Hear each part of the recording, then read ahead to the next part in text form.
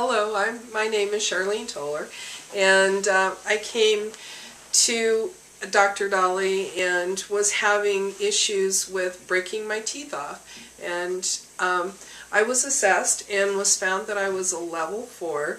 I had overdeveloped muscles in my jaw and was not sleeping very well at night.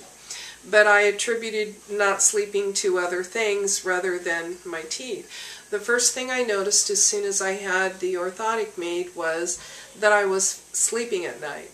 The other things that I noticed is I was starting to get headaches and had no idea why I was getting headaches up through here, and it was because I was clenching my teeth at night. The other thing that I noticed is as I did the therapies was that my muscles became more supple and they weren't really hard here through my jaw.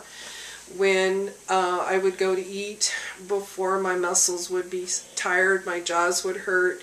Now I don't notice that at all. The things that are really great is that I sleep all night long. Oh, the other thing is that I was breaking off my teeth. I have a porcelain crown, and I had actually broke one of my porcelain crowns and had another tooth that had broke.